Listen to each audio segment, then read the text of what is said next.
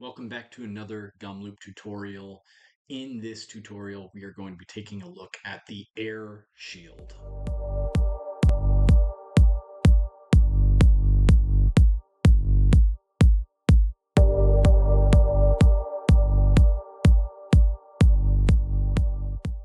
All right, so let's go ahead and start by finding our air shield node. And if we go ahead, we can always search it, or we can go into core nodes, flow basics, and air shield is going to be a little less than halfway down, or a little more than halfway down. All right, so now if we take a look at it, by itself, the air shield doesn't do anything.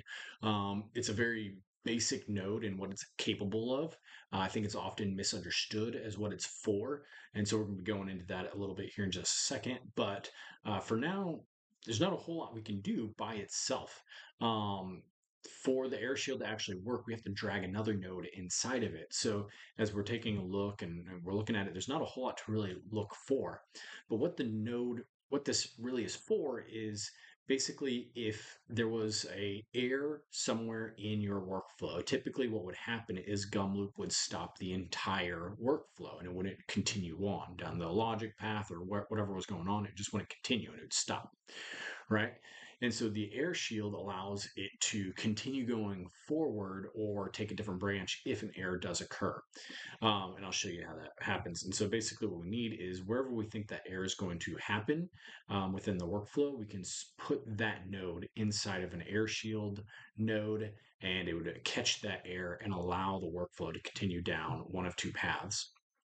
And so I'll show you how that works.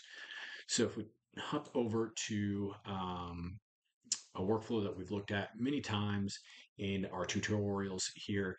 This is the flow that we use in-house as a contact is emailing us and we want to see if they're in our HubSpot, and if not, we want to do something. If they are, we want to do something else and all this different stuff, right? So the air shield here we actually use to see if we have this contact within HubSpot.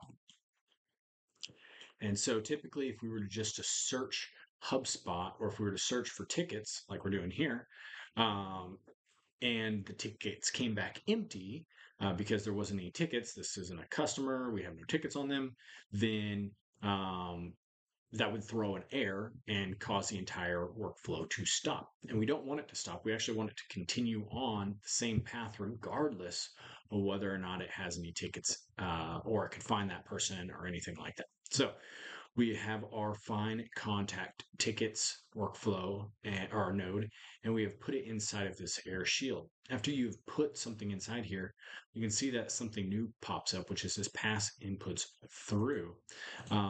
This is used so that if we have any of the inputs that we're using within this node, we can pass them beyond into the next thing. And I'll show you how we do that in just a second. But so you can turn that on if you want to pass these inputs.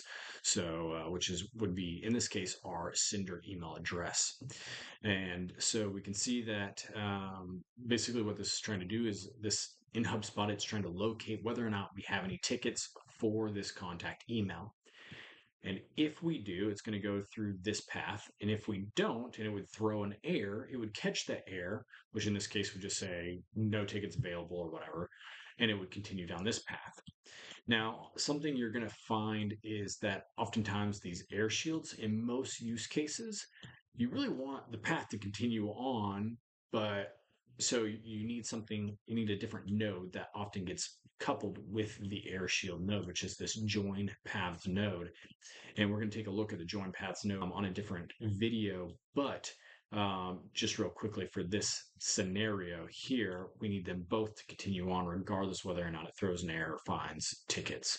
So we pass all that down, and we can see that in both cases, our outputs, we have three outputs: the contact details, any associated list of tickets, as well as the or the contact email, either through the error side or the if side.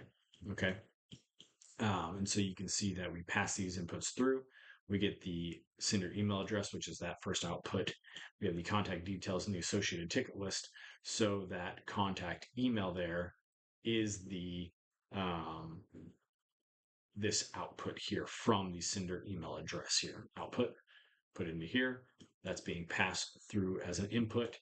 And so we can find it on the back side here as, oh my goodness, as contact email there. So we pass all that through, and then we'll take a look at join paths on a different video. It should be right here. And then, yeah, so that's basically the air shield. There isn't a whole lot to it. It is very powerful. It allows your workflows to really just keep going. This isn't to catch errors and pass them on an entire workflow, or to catch the errors and kind of document them. It's more to, if there is an error, continue on a path without it stopping your entire workflow. That's the real magic behind and what the Air Shield node is for. So, like always, if you have any questions or comments or anything like that, you have any ideas around the Air Shield and you want to discuss those, feel free to go down to the comments, type them out. I'll be more than happy to respond and try to help you through those things. Or you can always go over to my website, www.exemplarlabs.com, and you can drop me a line. I'll be more than happy to connect with you and we can work through anything, or discuss different ideas, or I can help you with your workflows, anything like that. So, yeah, I hope you're enjoying this video and all the other videos in this series. Until next time, see you around.